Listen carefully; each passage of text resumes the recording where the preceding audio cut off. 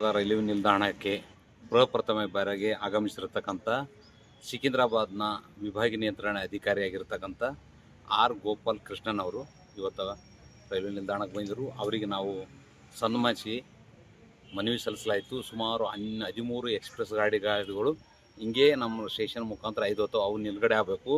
ಕೊರೋನಾದಲ್ಲಿ ರದ್ದಾಗಿರ್ತಕ್ಕಂಥ intercity ಮರು ಆರಂಭ ಮಾಡಬೇಕು ಮತ್ತು ನಮ್ಮ ಸ್ಟೇಷನ್ ಏನದಂದ್ರೆ ಹೈಟೆಕ್ ಸ್ಟೇಷನ್ ಆಗ್ತಕ್ಕಂಥ ಕೆಲಸ ಆಗಬೇಕು. ಅದರಲ್ಲಿ ವಿಶೇಷವಾಗಿ ಮೂಲಭೂತ ಸೌಕರ್ಯ ಎಕ್ಸ್ಲೇಟರ್ ಆಗಿರ್ಬೋದು, ಲಿಫ್ಟ್ ಆಗಿರ್ಬೋದು, ವಿದ್ಯುತ್ ವಾಹನ ಆಗಿರ್ಬೋದು, ಮತ್ತು ಒಳಗಡೆ ಏನದಂದ್ರೆ ಮಹಿಳೆಯರಿಗಾಗಲಿ ಪುರುಷರಿಗಾಗಲಿ ಪ್ರತ್ಯೇಕ ವಿಶ್ರಾಂತಿ ಸ್ಥಳ ಮತ್ತು ಈಗ ಕಾಮಗಾರಿ ನಡೆದಿರ್ತಕ್ಕಂಥ ವೇಗ ನೀಡ್ತಕ್ಕಂಥ ಕೆಲಸ ಆಗ್ಬೇಕಂತಕ್ಕಂಥದ್ದು ಇವತ್ತು ಮನವಿ ಸಲ್ಲಿಸಾಗ ಅವರು ಸ್ಪಂದಿಸ್ಯಾರ.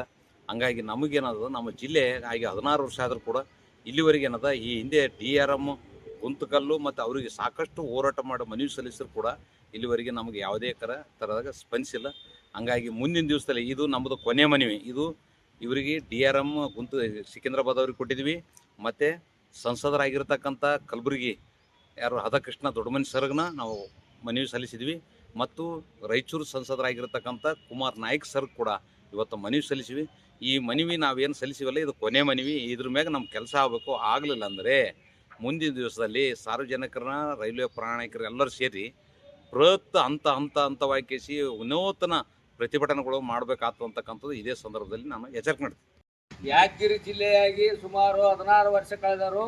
ಕೆಲವು 13 ಟ್ರೈನ್ಗಳು ಯಾದಗಿರಿ ರೈಲ್ವೆ ನಿಲ್ದಾಣದಲ್ಲಿ ನಿಲ್ಲೋದಿಲ್ಲ. ನಮ್ಮಂತ ವಯಸ್ಕರಿಗೆ ಏನದ ರೂಟೇಷನ್ ಗಾಡಿಗಳಿಗೂ ರಿಸರ್ವೇಶನ್ ಸಿಗವಲ್ವು. ಕೌಡವಂದಿ ಏನಂದ್ರೆ ಇಲ್ಲಿ ಮೂಲಭೂತ ಸೌಕರ್ಯಗಳಿಲ್ಲ.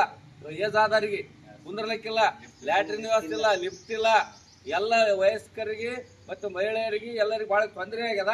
ಬರೀ ಇಲ್ಲಿ ವಾಕಿಂಗ್ ಮಾಡ್ಲಕ್ಕೆ ಅಷ್ಟೇ ರೈಲ್ವೆ ಸ್ಟೇಷನ್ ಆಗ್ಯದ. ಇಲ್ಲಿ ಏನು ದಯಮಾಡಿ ಏನದ 13 ಟ್ರೈನ್ಗಳು ಏನದ ನಿಂದ್ರಾಗ ಮಾಡಬೇಕು. ನಮ್ಮ ಯಾದಗಿರಿ ಜಿಲ್ಲೆಯಾಗಿ ಸುಮಾರು 16 ವರ್ಷ ಆಯಿತು. ಇದುವರೆಗೆ ಯಾವ ಥರದ ಸೌಕರ್ಯ ಇಲ್ಲ. ಅಲ್ಲಿ ಸ್ಟೇಷನ್ದಲ್ಲಿ ಮೂಲಭೂತ ಸೌಕರ್ಯಗಳಿಲ್ಲ. ಮತ್ತು ಆ ಬರ್ತಕ್ಕಂಥ ಇಂಟರ್ಸಿಟಿ ಗಾಡಿ ಏನಪ್ಪ ಅಂತ ಈಗ ಬರ್ತಾ ಇಲ್ಲ. ಪೂರ ಕರ್ನಾಟಕ ಆಯ್ತಾ. ಈ ತಿರುಪತಿ ಬಿಟ್ಟರೆ ಅರ್ನಿಂಗ್ದಾಗ ನಮ್ದು ಯಾದಗಿರಿನೇ ಫಸ್ಟ್ ಅದ. ಆದರೂ ಕೂಡ ಇದ್ರ ಬಗ್ಗೆ ಅಧಿಕಾರಿಗಳಾಗಲಿ ಮಂತ್ರಿಗಳಾಗಲಿ ಗಮನ ಹರಿಸ್ತಾ ಇಲ್ಲ. ಇಲ್ಲಿ 2ನೇ ಸ್ಥಾನದಲ್ಲಿ ತಿರುಪತಿ ಬಿಟ್ಟರೆ ಯಾದಗಿರಿನೇ ಮೊದಲನೇ ಸ್ಥಾನ ಏನ್ರಿ. ಅದಕ್ಕಂತ ಹೆಚ್ಚಾಗಿ ಏನದ ಇದು ಮೂಲ ಸೌಕರ್ಯಗಳನ್ನು ಒದಗಿಸಿಕೊಡ್ಬೇಕು. ಇಲ್ಲೇನದ ತಿರುಗಾಡಕ ವ್ಯವಸ್ಥೆ ಇಲ್ಲ, ಸರಿಯಾಗಿ ಗಲೀಜಾದ, ಎಲ್ಲ ಸ್ವಚ್ಛತೆ ಇರಬೇಕು. ನಾವು ಯಾಕಂದ್ರೆ ಇಲ್ಲಿವರೆಗೆ ಇಲ್ಲಿ ಏನದ ದಿನ 50